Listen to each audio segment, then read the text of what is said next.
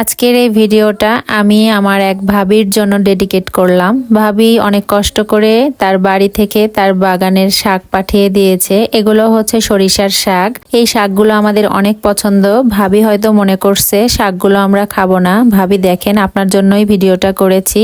এই শাকগুলো সুন্দরভাবে বেছে ধুয়ে নিয়ে চলে এসেছি এবং ওটা সেদ্ধ দিতে চুলাতে বসিয়ে দিয়েছি লবণ দিয়ে সুন্দরভাবে সেদ্ধ করে নিয়ে তারপর এটাকে রান্না করব। আপনারা সবাই কে কিভাবে এই শাকটা রান্না করেন বলেন তো। এদিকে আমার শাক ভাপ দেয়া হয়ে গেছে, এখন এটাকে পানি ঝরিয়ে নিব। তারপরে পেঁয়াজ, রসুন, শুকনা মরিচ এগুলো দিয়ে সুন্দরভাবে শাকটাকে তেলে দিয়ে নিব। শাক রান্না করতে আসলে বেশি উপকরণ লাগে না, অল্প উপকরণে খুব সুন্দর একটা মজাদার খাবার তৈরি হয়ে যায়। তো প্রথমে আমি শুকনা মরিচ দিয়ে দিলাম, এটাকে একটু নেড়ে চেড়ে সুন্দরভাবে ভেজে নিব। তারপরে কুচি করে রাখা পেঁয়াজ এর মধ্যে দিয়ে দিচ্ছি, এরপরে দিয়ে দিব রসুন থেতো করে নিয়েছি। তারপরে এটাকে আর একটু নাড়াচাড়া করে নিব। এটা যখন হালকা ব্রাউনিশ কালার চলে আসবে তখন ওই যে ভাপ দিয়ে পানি ঝরিয়ে রাখা শাকগুলো ঢেলে দিলাম। এখন এটাকে সুন্দরভাবে নেড়ে চেড়ে মিশিয়ে নেওয়ার পালা।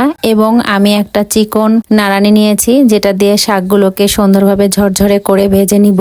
ভাবি ভিডিওটা অনেকদিন আগেই করে রেখেছিলাম, মানে যেদিন আপনি শাকটা পাঠিয়েছিলেন পরের দিনে ভিডিওটা করে রেখেছি, কিন্তু সময়ের অভাবে আমি ভিডিওটা আপলোড দিতে পারিনি। আজকে আপলোড দিলাম, আপনি হয়তো দেখে অনেক খুশি হবেন। আর আমরা নিরামিষভোজী মানুষ, শাক খেতে অনেক পছন্দ করি, সে যে কোনো শাক হোক না কেন।